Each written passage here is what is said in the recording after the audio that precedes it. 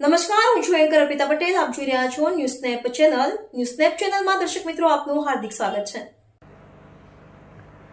ધોળકા નગરપાલિકા તરફથી માત્ર 2 મહિનામાં રોડનું કામ કરાવ્યા બાદ રોડ તોડી નગરપાલિકાની સામાન્ય ચૂંટણીમાં ભારતીય જનતા પાર્ટીના ઉમેદવારોને રાજકીય લાભ અપાવવા ચાલુ આચારસંહિતામાં વોર્ડ નંબર 4માં ગટર લાઇન નખાવી તથા પેવર બ્લોક નખાવી મતદારોને વોટ અપાવવા મદદ કરવામાં આવી. અમદાવાદ જિલ્લાના ધોળકા નગરપાલિકા હદ વિસ્તારમાં વોર્ડ નંબર 4માં ગત તારીખ 1/4/2026 થી 30/4/2026 દરમિયાન નગરપાલિકાની સામાન્ય ચૂંટણીની આચારસંહિતા લાગુ હોવા છતાંય ગયા વર્ષમાં સામાન્ય સભામાં ઠરાવ કરેલ રોડ જે ડોબી આર આંબેડકર હોલથી ચમારવાસ આંબેડકર ચોક સુધીનો સારી હાલતનો સીસી રોડ માત્ર છેલ્લા 5 વર્ષ દરમિયાન બનાવેલ હોવા છતાં રોડ તોડવાનું કામ ચાલુ કરવામાં આવેલ.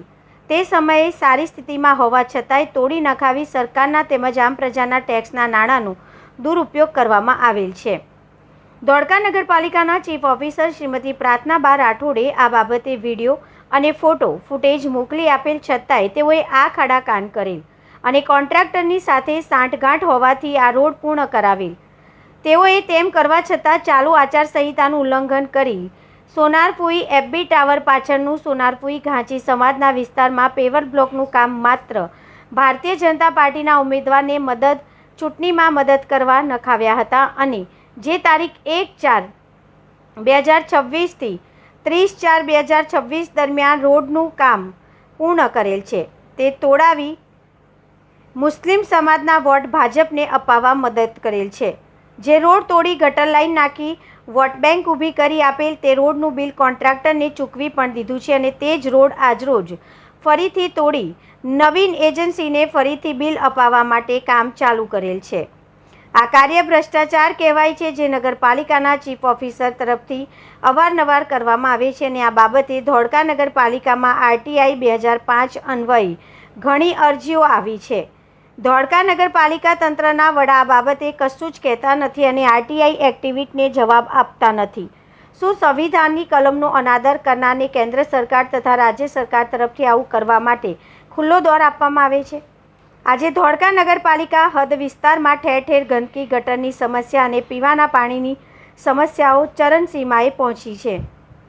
ત્યારે ધોળકા નગરપાલિકાનો ખુલ્લો ભ્રષ્ટાચાર સામે આવ્યો છે. ધોળકા નગરમાં આજે કોઈ એવો વિસ્તાર બાકી નથી કે જ્યાં રોડ હયાત હોવા છતાં તોડીને ફેંકી દીધા છે, જેથી પ્રજાજનો જ્યાં જે જગ્યાએ રોડ, રસ્તાઓ તથા પ્રાથમિક સુવિધાઓ નથી તે જગ્યાએ સુવિધાઓ મળી રહે તેવી માંગ કરી રહ્યા છે. તેમ છતાંય નગરપાલિકાના સીઓ દ્વારા સામાન્ય સભાઓમાં કાઉન્સિલરોની દરખાસ્તને સ્થળ તપાસ કર્યા વિના વગર સ્થળ તપાસનું પંચનામું કર્યા વિના ઠરાવ મંજૂર કરતા આવ્યા છે.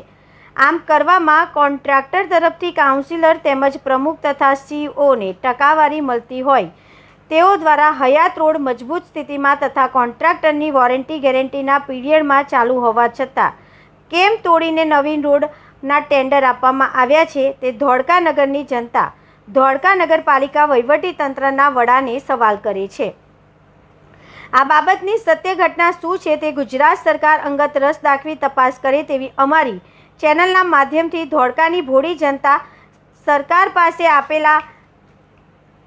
પાસે અપેક્ષા રાખી રહી છે.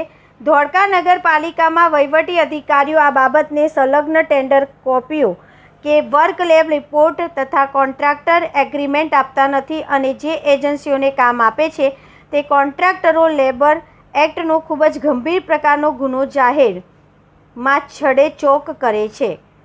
કોન્ટ્રાક્ટરોને લેબર એક્ટ બાળ લેબરોનો ઉપયોગ કરી ટેન્ડર પૂર્ણ કરે છે. અત્યારે હાલ ધોળકા શહેરમાં આવા કોન્ટ્રાક્ટરો બાળ મજૂરોને કામે રાખીને કામ કરાવે છે. જે મજૂરો કામ કરે છે તે 15 વર્ષ, 16 વર્ષ, 17 વર્ષના છે. ધોળકા શહેરમાં મિત પટેલની એજન્સી તરફથી વોર્ડ નંબર 4માં આવા બાળ મજૂરો દ્વારા કામ કરાવવામાં આવી રહ્યું છે. તેઓ સરકારશ્રીની શ્રમ વિભાગની ગાઈડલાઇનનું સરેઆમ ઉલ્લંઘન કરી ધોળકા નગરપાલિકાના ટેન્ડરોનું કામ કરતા આવેલ છે. આવા બાળ મજૂરો સાથે કદાચ કોઈ અનહોની કે ખરાબ બનાવ બનશે તો ધોળકા નગરપાલિકા બનાવની જવાબદારી લેશે ખરી? તે પણ એક સળગતો પ્રશ્ન છે. ધોળકા નગરપાલિકા તંત્ર આવા કામો પર કોઈ દિવસ સુપરવિઝન અધિકારી કેમ નથી નિમાવતા એ પણ એક ભ્રષ્ટાચારનો જીવતો દાખલો છે.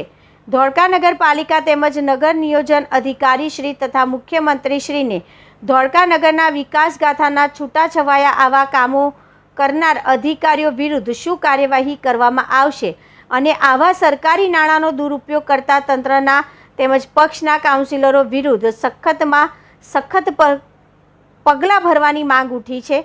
ધોળકા શહેરની જનતા છેલ્લા 5 વર્ષથી પ્રાથમિક સુવિધાઓથી વંચિત છે. ઠેર ઠેર રોડ રસ્તાઓ તેમજ ગટરના પ્રશ્નો સિવાય બીજું કશું જ નથી. આ બાબતે સરકાર તાત્કાલિક ધોળકાની પ્રજાની વારે આવે તેવી માંગ ધોળકા શહેરની ભોળી પ્રજા ઈચ્છી રહી છે. તંત્રી સુનિલ રાઠોડ.